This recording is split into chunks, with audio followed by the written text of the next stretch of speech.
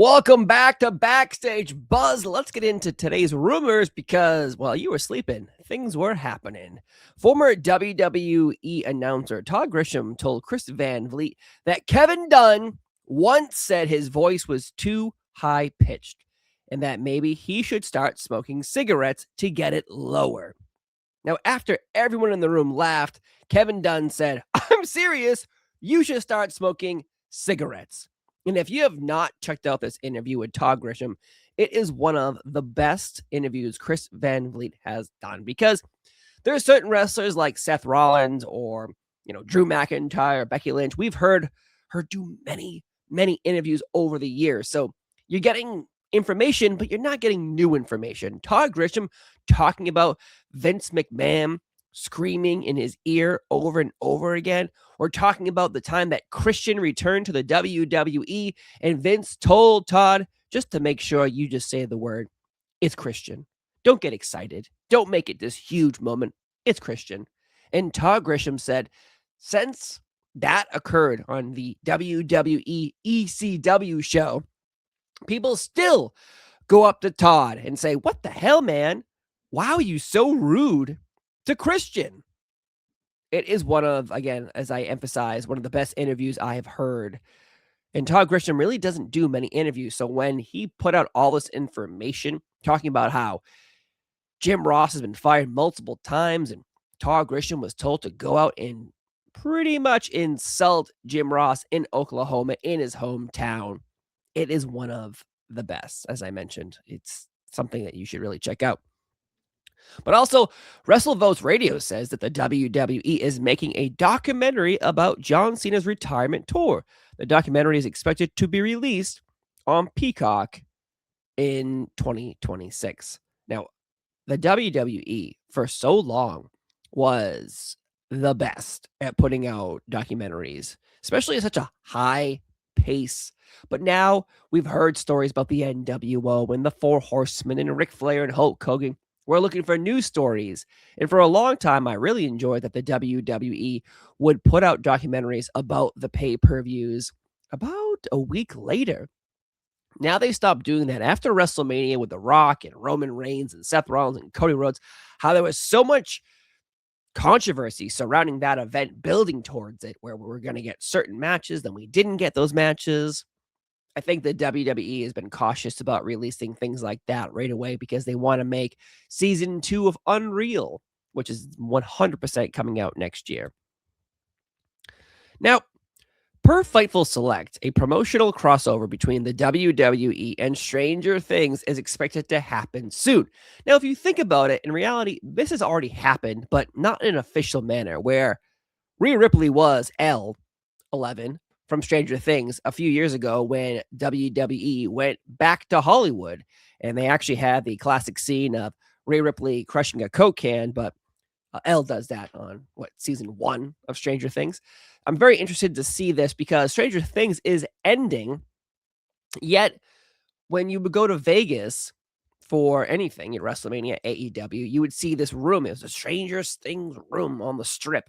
And you'd go in and, obviously it'd bring back a lot of memories if you were watching that show. And so I'm curious to see what is going to happen next, because Stranger Things, when I think of that show, I think of characters like The Undertaker being involved. Maybe we'll see Taker and Elle one-on-one in the ring. No, that won't happen. But you never know.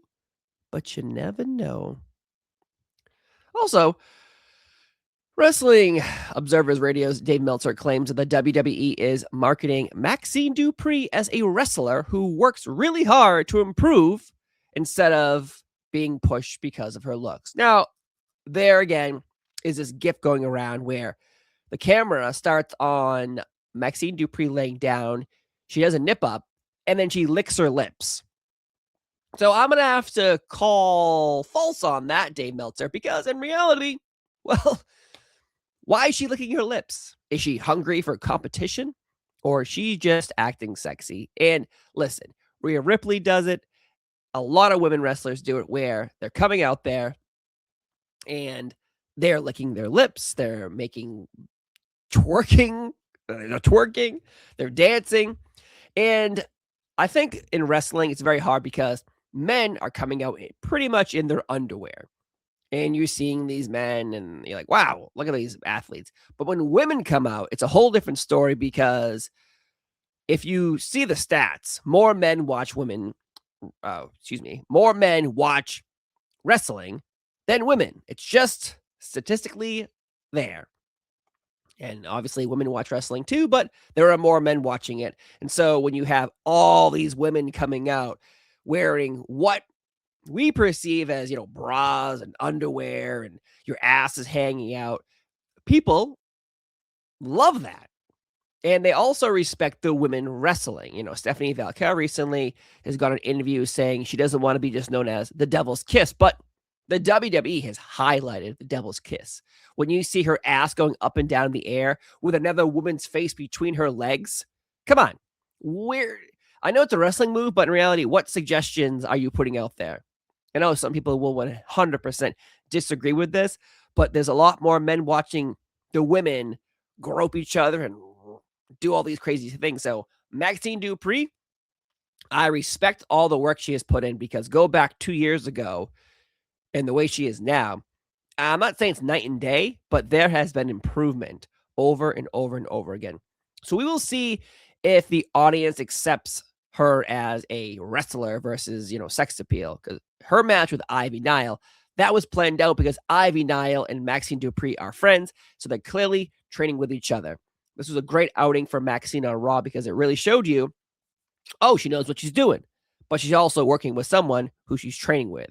Let's see if Maxine Dupree can wrestle somebody else that she's not so familiar with, Nia Jax, Tiffany Stratton, and see what happens after that. I'm just happy that the WWE is finally pushing other women wrestlers because, nothing against Rhea Ripley and Asuka and, Io Sky, but we need some more wrestlers mixing it up so we actually can get more storylines out of these women wrestlers, out of anyone, really, even the men. It's time that we maybe shake some things up again. The New York Post says that 42-year-old WWE Hall of Famer Nikki Bella and 22-year-old Philadelphia Eagles quarterback Cooper DeJean are at the center of a wild dating rumor. Now, these pictures have been running all over Twitter and the internet, suggesting that a 42-year-old woman is dating a 22-year-old man. Listen, no judgment here, but when you're a celebrity, unfortunately, you are going to be critiqued off of everything. Did you have gluten-free food? Did you eat meat? Did you wear leather? Are you dating a 22-year-old when you're 42? Come on. When Nikki Bella was 22, this boy was being born. If they're dating, love is in the air. Let the love flow. But this doesn't look good for Nikki Bella, who still is surrounded by rumors of, the whole fallout with John Cena, and then her getting married, having a relationship that was unfortunately based in abuse, and then it ended, and it's all out there for the public to see because she is a celebrity. She has a podcast. She talks about these things, and we're going to find out if Nikki Bella will respond to these rumors. Will she say, yes, I am dating this 22-year-old? And also, I find it hard if you're 42 and then you're dating a 22-year-old where the concept of relatability. So, hey, remember that movie that came out? Oh, no, I wasn't born. Oh, remember that song that was really popular? No, I wasn't born. Oh, remember that? Nope. Remember that? Nope. Do you remember that? Nope. And that I feel like is going to happen. Now, sexual, having sex with each other. Hey, if that's the way we're going, then good for you guys. Good for both of you. 22-year-old dating a beautiful Nikki Bella dating a young 22-year-old. I'm not there. I don't give a shit what you do with your love life. But no matter what, the public is going to always scrutinize these types of relationships, especially when you're a celebrity. Now, think about this. If it was a 42-year-old man dating a 22-year-old girl, whoo, boy, the internet would be reacting completely different. But yet it's somehow okay for an older woman to date a younger man, but not an older man to date a younger woman. Society, folks. It's society. I don't know about that. We'll see how that goes.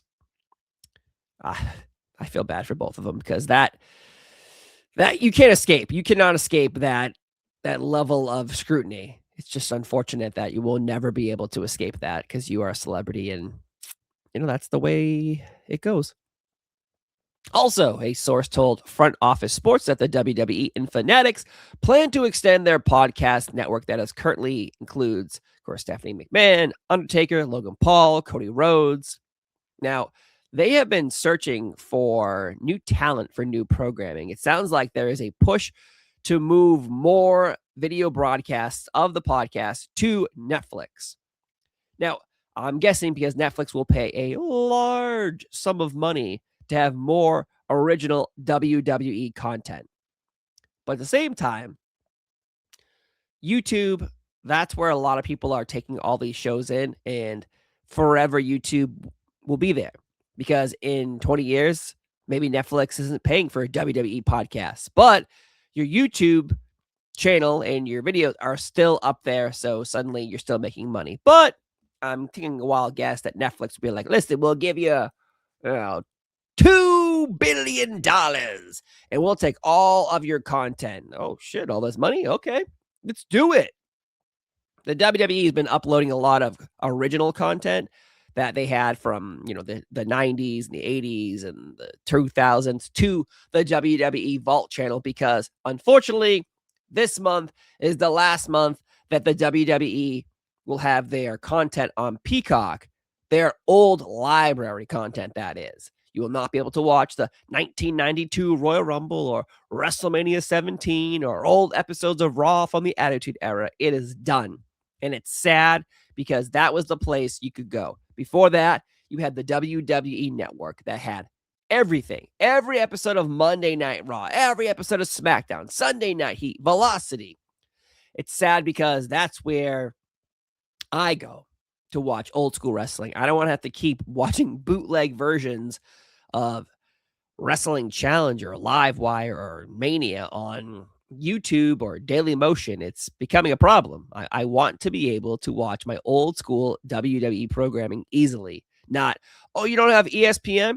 Oh, you don't have Netflix? You don't have Peacock? You don't have Tubi? Tubi.